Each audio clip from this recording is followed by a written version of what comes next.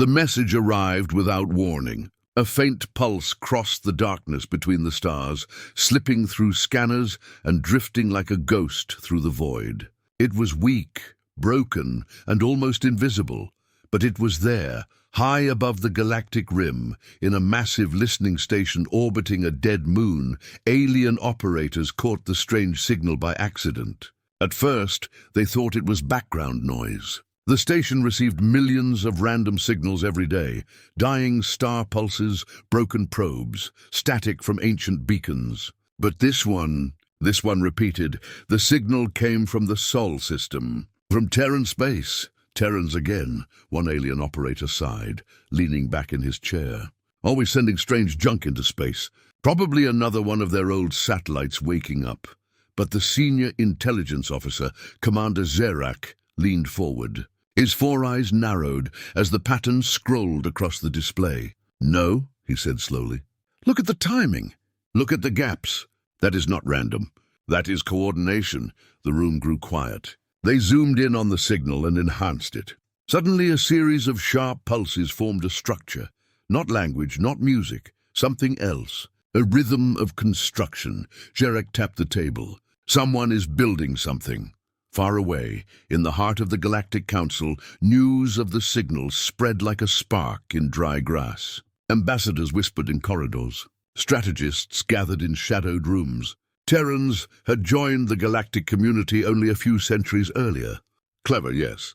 Bold, yes. But technologically, the Council still saw them as small players. They had fought off invasions before, surprised everyone with their creativity, but nothing more. So when the signal was presented to the Council, most members laughed. Humans, building something that matters. One reptilian delegate hissed, "Impossible!" Their shipyards are weak. Their fleets are small. Their worlds are few. Another delegate waved a hand dismissively. "It is likely just an energy relay, or a mining platform. Not worth attention." But Zerak didn't laugh. He stood in front of the Council table, a dark figure under the shining lights. "This signal," he said calmly, "matches the pattern of mass coordination we've only seen in planetary-scale construction. I recommend immediate observation. Something unusual is happening in Terran space." The Council ignored him. They moved on to other matters, but Zerak couldn't forget the signal. It played in his mind like a quiet drumbeat, repeating again and again. Weeks passed. Then another pulse arrived, stronger, clearer, and this time it came with something else, a spike in energy readings from the edge of the Sol system near Neptune. The listening stations almost missed it. The energy surge was brief, like a heartbeat, but it was powerful. Much too powerful for a simple relay station or mining unit. Zerak's team scrambled to trace it. Their probes focused on Neptune's orbit, scanning through the blue storms and icy rings. They found nothing visible. No station, no structure, just swirling clouds, and yet the energy readings grew more frequent. "Someone is hiding something," Zerak whispered. His officers stared at the holographic map. The readings formed a ring around Neptune, like a hidden shell. One officer swallowed nervously. "If they are constructing something under the storms..." Zerak nodded slowly. "Then we are already too late." Across the galaxy, rumors began to spread among alien fleets and merchant crews. Strange whispers passed through jump stations and border hubs. They say humans are building something massive near Neptune. Impossible. Humans don't have the resources. I heard they captured alien tech and fused it with their own. I heard it's a weapon, something that can shake stars. The rumors reached alien admirals. Many ignored them. A few began quiet surveillance missions. Small stealth drones were sent toward the Sol system. Some returned with nothing but static. Others never returned at all. Something was interfering with their sensors. Meanwhile, inside the Council's military command, young analysts began to take the matter seriously. Reports piled up, energy anomalies, missing drones, encrypted Terran transmissions bouncing through deep space. Finally, after pressure from several border commanders, the Council ordered a formal investigation fleet to quietly observe the Sol system, but Zerak knew they were already behind. On his private screen, he played the newest pulse. It was no longer faint. It was strong, clear, deliberate, A construction rhythm, steady like a hammer against steel. His claws tapped the table in sync with the beat. Boom, boom, boom. "This is not a relay," he muttered. "This is not a mining station. This is something else." One night, standing alone in the station's observatory, Jarek gazed out at the stars. The void was silent, but the signal continued to hum through the station's sensors. Like a distant heartbeat, he remembered humanity's history, how they had survived wars, disasters, alien interference. They were not the strongest species, not the oldest, but they were stubborn. "They build when no one expects," he whispered. "They rise when no one believes."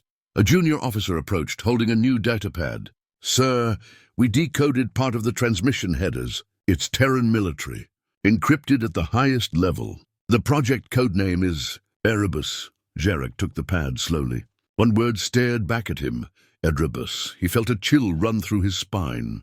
That was no ordinary name. Erebus was an ancient Terran myth, the god of darkness before creation. The part ends with Jarek turning toward the star map of the Sol system. His four eyes glowed in the dim light. "If they are building what I think they are," he said softly, "then the galaxy is about to change forever." Beneath the frozen storms of Neptune, where the sunlight was only a pale whisper, a massive artificial structure hummed quietly. It was buried deep inside the planet's dark orbit, hidden from scanners by layers of ice, storms, and clever Terran engineering. No outsider had ever seen it. The structure was called Erebus Base. It wasn't just a station, it was a secret shipyard, larger than any Terran installation ever built. Tunnels stretched for kilometers, carved through rock and reinforced with advanced alloys. Hundreds of thousands of workers lived and worked there in total isolation. They had no families here, no communication with Earth. Everything inside Erebus was classified. Once you entered, you did not leave until the project was complete. Inside the shipyard, massive construction arms moved like mechanical giants. Sparks filled the air as engineers welded giant plates together. Beneath them, a colossal metallic frame slowly took shape. It was wider than any orbital station, heavier than any known ship. It looked like a sleeping titan resting in the dark. Admiral Helena Torres walked along one of the upper catwalks, watching the work below. Her face was hard, her uniform crisp, and her eyes full of quiet fire. She had been chosen to lead this project because she was known for two things: discipline and impossible results. Behind her, Commander Lee, her second-in-command, read updates from his datapad. "Section 6 plating is behind schedule," he reported. "We lost 2 fabricator arms last night due to the stress load. The new composite layers are heavier than expected." Helena didn't look at him. "Then work faster," she said simply. "We have no choice. The aliens are already sniffing around." Lee hesitated. "Ma'am, with respect, if the Council discovers what we're building—" "They won't," she interrupted, "because by the time they understand, it will be too late." The ship was unlike anything humanity had ever attempted. Officially, the project didn't exist. No nation on Earth had built it alone. Instead, after decades of hidden alliances and quiet agreements, all Terran powers had secretly united behind one goal: to create a warship that no alien power could challenge. They had gathered stolen alien technologies, reverse-engineered components, and merged them with human innovations. The design was risky. Some called it insane. But it was humanity's answer to centuries of being underestimated. The warship, still incomplete, was meant to change the balance of the galaxy. On the surface, nothing was visible. Neptune's storms hid every trace of activity. Any probe that tried to scan too deep was met with carefully placed decoys and fake energy readings. From the outside, it looked like nothing but empty space, but below, the pressure grew, not just from the construction, but from time. Helena stood before a massive holographic countdown displayed in the command center. Red numbers ticked down, marking the revelation date. It wasn't the day of launch. It was the day alien fleets would arrive in Sol space. Jarek's listening stations had already detected anomalies. Probes were vanishing. Terran intelligence confirmed that alien scout ships had entered the outer system. They were still far, but they were coming. Helena stared at the countdown. "We have 6 months," she whispered. 6 months to finish the impossible. Meanwhile, far across the system, one of the alien stealth probes tried again. It crept past Pluto, gliding silently through the black. Its sensors probed Neptune's orbit, looking for any trace of activity. Inside Erebus, alarms flickered silently in the control room. The operator spoke in quiet urgency. "Probe detected. Signature Council Stealth Class. Approaching Sector 9. Helena didn't flinch. "Activate the screen." A network of energy projectors hidden among Neptune's magnetic fields came alive. The probe's scanners suddenly hit a wall of noise, a carefully crafted storm of static, fake thermal echoes, and distorted pulses. The alien probe saw nothing. It turned away, confused. A few seconds later, it was caught by an automated Terran defense turret and vaporized into dust. The operator exhaled in relief. "That's the 4th one this month," Helena nodded. "And it won't be the last." Back on Earth, in deep underground conference rooms, leaders of all major Terran factions met secretly. Representatives from old rival nations, corporations, and even former enemies sat at the same table. For the first time in human history, they were united by fear. "They think we're still children," one general said. "They think they can push us, control us, decide our fate." "They'll learn," a scientist replied coldly. "They'll learn the hard way." Plans were approved. Resources were sent. Entire supply fleets traveled under stealth to Neptune, carrying everything from raw materials to classified components. Each convoy was disguised as routine deep space cargo. Inside Erebus, night and day meant nothing. Workers labored in endless shifts. Some had been there for years. Some would never return home. But they all believed in one thing, the project's purpose. They carved slogans on the walls: "No more fear, no more submission, for all of humanity." Among the workers were ex-military pilots, scientists, engineers, even former smugglers who had once operated in alien space. Each had their reasons for joining. Each kept the secret. Commander Lee entered the construction bay late one cycle. The sound was deafening, machines grinding, welders sparking, engines roaring. He looked down at the massive skeleton of the ship, its hull beginning to close around the inner structure. "It's starting to look real," he whispered. A nearby engineer laughed. "It's more than real. It's history," Lee smiled faintly. For a moment, even he forgot the fear. But fear returned quickly. A sudden message arrived from Terran Intelligence Command. An alien reconnaissance vessel had entered the outer edge of the solar system. Helena read the report and clenched her fists. "They're coming faster than expected." She turned to her officers. "Listen carefully. From this moment on, no delays, no errors. If we fail, they will tear this project apart before it ever wakes. We finish this ship, or we lose everything." The officers stood straight. "Yes, Admiral." Helena turned back to the massive ship taking shape in the dark. Its half-built hull gleamed under the floodlights, like the back of some ancient beast rising from the deep.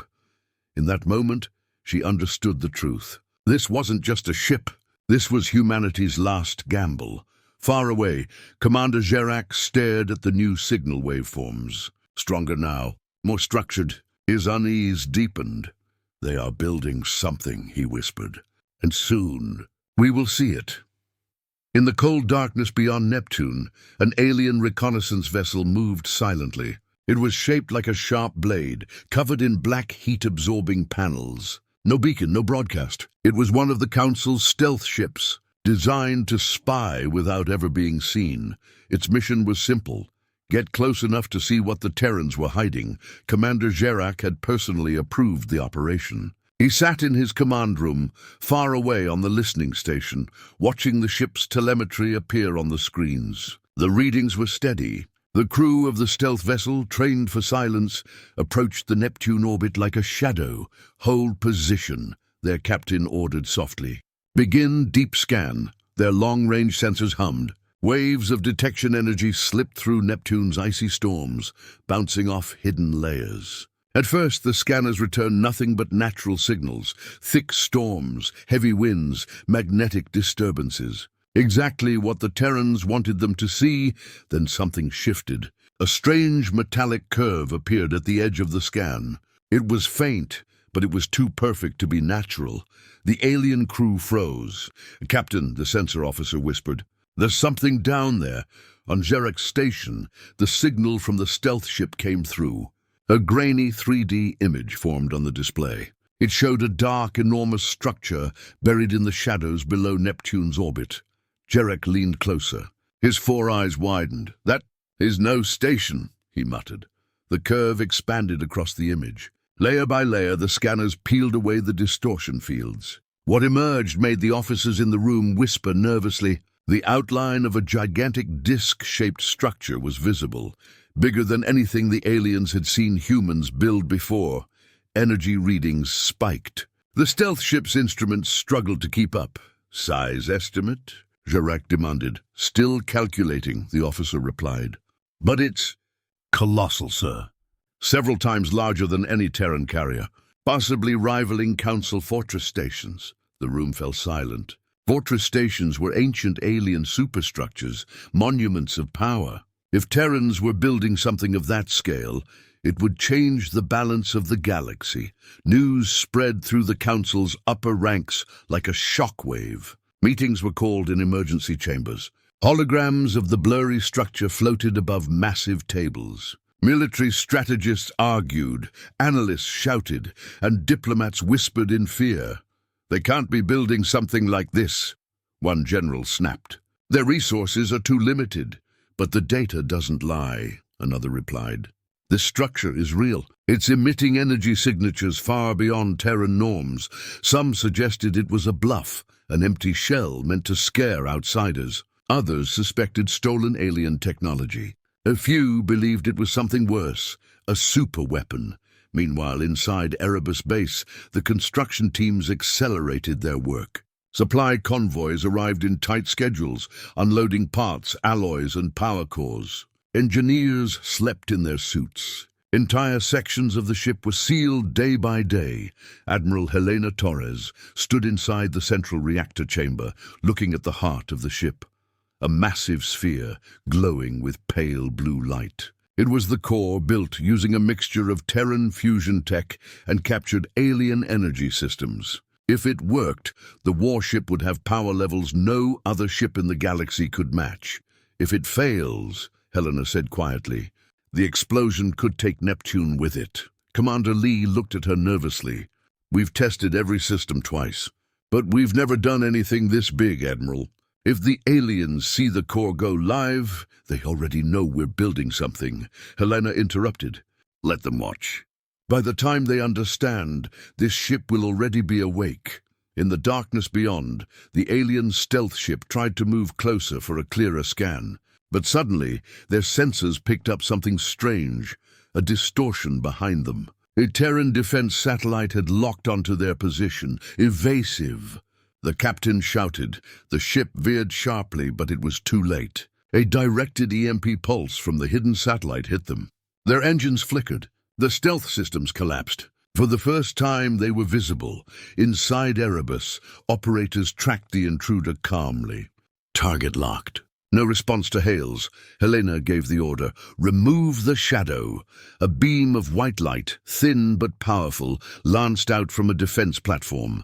It struck the alien vessel cleanly. There was no explosion, just silence. The stealth ship was erased from existence in a flash. When Jarak received the last fragment of telemetry, he felt his stomach twist. The screen went black. The crew was gone. "They destroyed our stealth ship," an officer said in disbelief. "The Terrans have counter-stealth capability now?" Jarak didn't answer. He stared at the final image, the half-scanned disk structure, and felt a cold realization. "They're hiding something massive," he said softly. "And they're willing to kill to keep it hidden." The Council panicked. Fleets were mobilized quietly. Warships began gathering near neutral zones around Sol. The Council didn't want to act openly yet. They feared provoking the Terrans, but they could no longer ignore what was happening. One by one, Alien admirals arrived at the council chambers. Holograms of star maps appeared, dotted with Terran routes and fleet movements. Some demanded immediate preemptive action. Others warned that attacking Terrans could trigger a larger war. "They have always been unpredictable," one admiral warned. "Every time they are cornered, they do something unexpected. They are building something dangerous," another shouted. "If we wait, it may be too late." Back at Erebus, the workers heard rumors about alien ships gathering beyond the system. It made the air heavier, but instead of fear, something else grew among them. Determination. They carved new words on the hangar walls. "They are coming. We will be ready." Admiral Helena called a meeting in the command center. She pointed to the star map, where alien fleets were marked as red dots moving closer to the Sol system. "They will come soon," she said. "They think we'll panic. They think we'll stop. But we finish this ship, no matter what happens outside." The officers nodded. No one backed down. Jerax stood before the council one last time. He pointed at the latest data projections. "This is not a bluff. The Terrans are building something real, something we've never seen before. And if they finish it..." He didn't finish his sentence. He didn't have to. The council chamber was silent. The only sound was the low hum of the holograms. Above Neptune, under thick layers of storms, the Impossible warship continued to grow. Its hull was now visible to internal senses. The structure glimmered in the artificial lights, vast and silent. The galaxy had finally taken notice, and soon the first true glimpse of humanity's creation would shake the stars. The storm over Neptune had grown thicker. Powerful winds howled across the blue planet's upper layers, swirling like a massive cosmic curtain. Hidden beneath those roaring clouds, Erebus Base was silent. Every system was waiting for one moment, activation. Inside the command center, Admiral Helena Torres stood before a giant display. Around her, officers watched nervously. Engineers whispered to each other. Everyone knew what was about to happen would change history. "Status report," Helena ordered. "Power conduits stable. Core containment at 92%. Hull integrity at 97%. Commander Lee replied quickly. "All sections report ready." Helena nodded slowly. "Then let's begin." Across the system, alien fleets moved into position. Dozens of Council warships hovered at the edge of Sool, near the Kuiper Belt. They didn't officially declare war, but they were there to observe, ready to strike if needed. In Jerax's listening station, the main screens were full of flashing red alerts. New energy readings were coming from Neptune, stronger than anything they had ever recorded from Terran space. Officers rushed between consoles, adjusting scanners, trying to make sense of the data. "Sir, massive power buildup detected," one officer shouted. "Source, Neptune orbit." Jerax's eyes narrowed. "They're doing it," he whispered. "They're turning it on." Back at Erebus, inside the massive reactor chamber, the core came alive. Pale blue light grew brighter and brighter until it filled the entire room with an otherworldly glow. The walls trembled as energy surged through massive conduits, lighting up every deck of the hidden shipyard. The ground shook. The storms above Neptune twisted violently as the ship's systems pushed against the surrounding magnetic fields. Lights across the base flickered, then stabilized. "Core at 100%, the engineer shouted. "All systems responding." Helena gripped the railing. "Initiate hull separation." Deep within the hollow shell of Neptune's orbit, enormous clamps released their hold. The shipyard's floor slowly began to open, revealing the colossal disc-shaped hull hidden beneath. Massive support arms retracted one by one. Steam hissed from gigantic vents.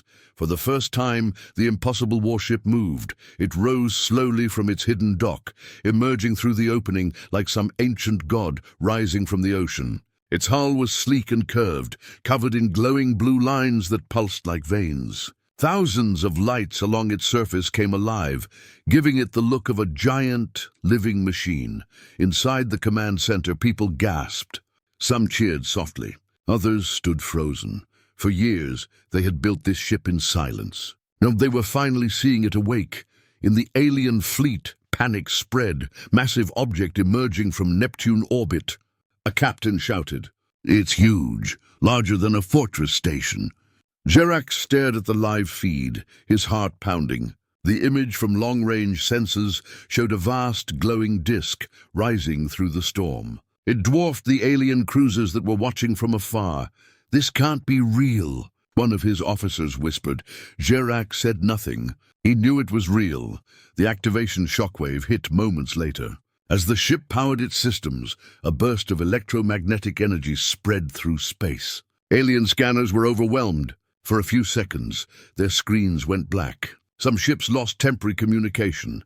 When the displays came back, the warship was fully visible. It floated calmly above Neptune, casting a dark shadow over the planet's clouds. Even from millions of kilometers away, it looked monumental.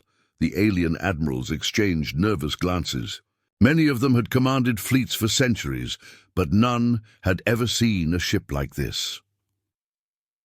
On board the Terran flagship's bridge, Admiral Helena stood in front of the main viewport. For the first time, she was inside the warship she had helped build from the ground up.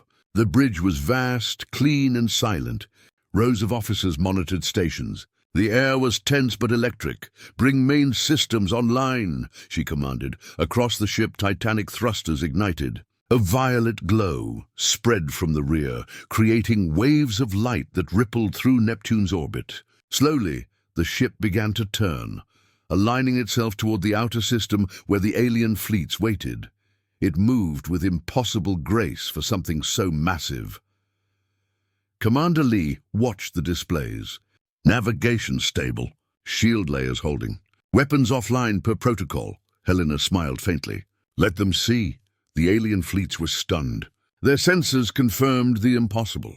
The Terran ship's energy output was beyond any known class. Its shield signature alone matched entire battle groups. And yet, it wasn't firing. It wasn't threatening. It was simply there. Council communications channels buzzed with urgent messages. Some admirals called for immediate retreat. Others demanded a joint strike before the ship could leave Neptune orbit. Politicians screamed at each other through encrypted channels. Gerak watched silently. He knew what they were all thinking. If this ship is allowed to exist, the balance of power is over. A Council fleet commander broke formation and opened a transmission to the Terrans. His voice echoed through the warship's bridge. "Terran vessel," the alien said. "This is an unauthorized construction in a regulated system. Deactivate your ship and stand down immediately, or we will act," Helena replied with calm steel in her voice. "This vessel is built in Terran space. It is under Terran command. We will not stand down. This is your final warning," the alien threatened. Helena leaned forward slightly. "Then make your decision. We have already made ours. The alien fleets didn't fire yet." But tension hung in space like a drawn bowstring. The Impossible warship slowly moved away from Neptune, fully visible to every sensor, every watching eye in the galaxy. It wasn't hiding anymore. The moment was historic. Across the galaxy, news networks and military channels picked up the images. Billions watched in disbelief as a human-built warship larger than anything in living memory drifted calmly into space. Some cheered, some panicked. Some began planning wars, and far away in a quiet corner of his station, Gerak whispered to himself, "They've done it. The Terrans have actually done it." In the command center of the Terran warship, Admiral Helena stood tall. The ship's engines burned like twin stars behind her. In that moment, she knew the galaxy would never see humanity the same way again. The unveiling was complete. The storm had lifted, and the Titan had risen. The galaxy held its breath. The Terran warship floated in open space above Neptune, massive and silent. The storm that had hidden it for years was now behind it. Its hull glowed faintly with blue lines, thrusters burning like twin suns. Alien fleets hovered far away, forming a loose blockade near the outer system. No one moved, no one fired. But the tension was like static in the air, crackling, waiting. On the bridge of the warship, Admiral Helena Torres stood calmly with her hands behind her back. The massive viewport showed dozens of alien ships hanging in the black like silver shards. "Status of the fleets?" she asked. Commander Lee replied, "3 main groups." Heavy cruisers, escorts, and at least one battleship class per fleet. They're circling at extreme range, just outside our weapons envelope. Helena studied the tactical display. They're waiting to see what we do. In the alien flagship, Fleet Commander Zorvan paced back and forth. His long, armored body clicked against the metal floor. His officers watched the human warship on their main screen. "This is unacceptable," Zorvan growled. "They build that thing in secret, and now they sit there as if they own this space." One of his advisors hesitated. "Council orders are to observe, not engage unless provoked." Zorvan slammed a claw against the table. "It existing is provocation enough." Whispers spread through the alien fleet. Some captains thought the humans were bluffing. Others believed the warship might be a fragile prototype. No one could agree. Then, without warning, a small alien attack group broke formation. 5 fast assault frigates shot forward like arrows. Their engines burned hot as they raced toward the Terran warship. On their bridges, alien crews were shouting commands, weapons charging. They wanted to test the monster before it became too strong. On the Terran bridge, alarms flared. 5 ships approaching, Lee reported. "Weapons active. Closing fast." Helena's face didn't change. "Keep weapons offline. Hold defensive positions." The officers exchanged uneasy glances. "Admiral, they're charging weapons." "I know," Helena interrupted. "Let them." In space, the alien frigates opened fire first. Bright beams of plasma energy streaked toward the Terran warship like deadly spears. Dozens of missiles followed, splitting into swarms as they neared their target. The impacts never happened. The warship's outer shield layer activated instantly, forming a shimmering blue dome around the vessel. The alien beams hit it and scattered like raindrops hitting glass. The missiles exploded harmlessly, leaving nothing but light. Inside the alien fleet, commanders stared in disbelief. The shield readings were off the charts. The humans weren't just defending, they were not even flinching. Helena watched calmly. "Report?" "Shields at 99.8%, Lee said, almost stunned. "Minimal energy use." They barely scratched the outer layer. A quiet smile appeared on Helena's face. "Then let's show them." She gave a single order. "Target the attacking ships." One pulse, controlled. The massive Terran warship's underside opened. A circular array of emitters spun into position, glowing brighter and brighter. A deep hum filled the bridge as power charged. Then a single beam of pure white energy shot forward. It didn't explode. It didn't roar. It was silent and perfect. It crossed the distance between the Terran ship and the alien frigates in less than a second. Also 5 enemy ships shut down instantly. Their engines died. Their weapons went cold. Every system went dark, as if the ships had been frozen in time. They drifted helplessly in space, powerless. Gasps spread through the alien fleets. "Report on the beam," Helena said. "Targeted EMP pulse," Lee replied. "We disabled their entire attack group without hull damage." "They're alive but blind," Helena nodded. "Good, send a message." A clear Terran broadcast echoed through the void. "Your attack has failed. We are not here to fight, but we will defend ourselves." The alien admirals fell into chaos. Some shouted to retreat. Others screamed to attack now before the humans became untouchable. On Gerak's listening station, he watched the battle feed unfold. His officers couldn't stop whispering. They blocked everything. With one layer of shields, they took out 5 ships with a single shot. What are we dealing with? The Terran warship drifted slowly toward the center of the Sol system. Behind it, Neptune's storms faded into the distance. Ahead, Earth and its colonies waited. The alien fleets held their positions far away, uncertain and quiet. They had tested the Terrans once, and lost. Now they watched carefully, afraid to make the next move. On the warship's bridge, Admiral Helena Torres stood in silence. Around her, officers worked steadily, but the atmosphere was different now. The tension of fear had shifted into something else, confidence. Commander Lee approached. "Alien fleets are holding at the edge of the system. No aggressive move since the attack. They're thinking," Helena replied. "Good, let them." In the Council's central chamber, panic had turned into debate. Holograms of the Terran warship filled the air above the table. Every detail of the ship's construction was being analyzed by alien scientists, engineers, and strategists. "They outmatched our frigates like children's toys," one admiral barked.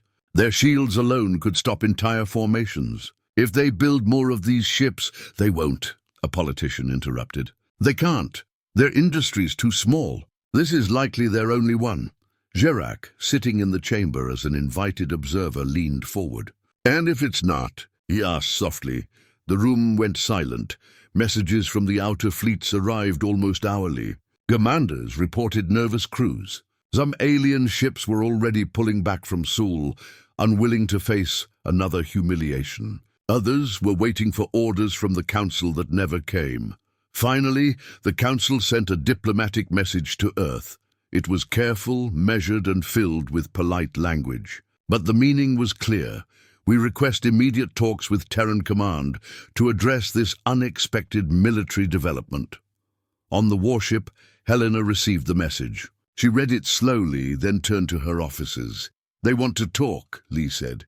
"They don't want to talk," Helena replied. "They want to find out if they should be afraid," she ordered a reply. "Terran Command accepts the meeting. Neutral zone. No fleets within weapons range. Any deception will be met with force," the Council agreed. 3 days later, in a vast orbital station floating above a neutral moon, the first high-level meeting between Terrans and the Galactic Council began. Alien delegates from dozens of species arrived with their entourages. Security was heavy. Tension filled the halls. When the Terran delegation entered, led by Helena herself, the room fell quiet. For centuries, humans had been treated as newcomers, clever but insignificant. But now, every alien in the chamber looked at them differently. There was respect and fear. The meeting began with cautious words. Council speakers talked about stability, balance, and trust. They asked questions about the ship, about its purpose. Helena answered calmly. "This vessel is not a weapon of conquest," she said. "It is a shield. For too long, humanity has lived under others' rules. That ends today." Some alien representatives bristled. Others exchanged uneasy looks. One alien general finally said what many were thinking. "You built something that changes everything. You forced the galaxy to react." Helena looked directly at him. "Good." Outside the meeting hall, the Terran warship remained parked in a show of presence orbit near the neutral moon. Its massive frame was clearly visible from every observation deck. Every alien who looked out a window saw the same thing: power. Meanwhile, messages were spreading across the galaxy. Footage of the unveiling and the test had reached every major world. Alien citizens whispered in shock. Some feared war. Others admired the Terrans. A few distant empires began reconsidering their own alliances. For the first time in living memory, the political map of the galaxy began to shift. Back on Earth, celebrations erupted. Crowds filled the streets of major cities, waving Terran banners. News channels played dramatic footage of the warship rising from Neptune and facing down alien fleets. People spoke with pride. For generations, humanity had been underestimated. Now the galaxy couldn't ignore them. In underground command bunkers, military leaders met to discuss the next steps. Some argued for building more ships like the Erebus. Others wanted to focus on diplomacy while they had the advantage. But one thing was clear. Humanity had moved from survival to influence. In the alien fleets still stationed outside the Sol system, morale had changed. Captains who once viewed humans as reckless now referred to them with caution. Some secretly admired their daring. Others hated them for breaking the unspoken order. Gerac watched the broadcasts from his station. He had been one of the first to notice the signal, the whisper in the void. Now he was witnessing its echo spread across the stars. He stood by the viewport, staring at the Terran ship. "They did it," he whispered. They changed the galaxy without firing a war.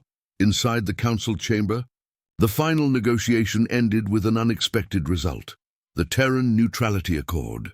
The council agreed to recognize Terran space as untouchable. No foreign fleets would enter without permission. In return, Terrans would not use their warship to interfere with other powers. It wasn't a treaty born of trust. It was born of respect and fear. For the first time, Earth had equal standing. On the bridge of the Erebus, Helena received the final message from Terran Command. It was simple, mission complete. Return to station. The galaxy is watching. She stood at the viewport, looking out at the stars. Her crew was exhausted but proud.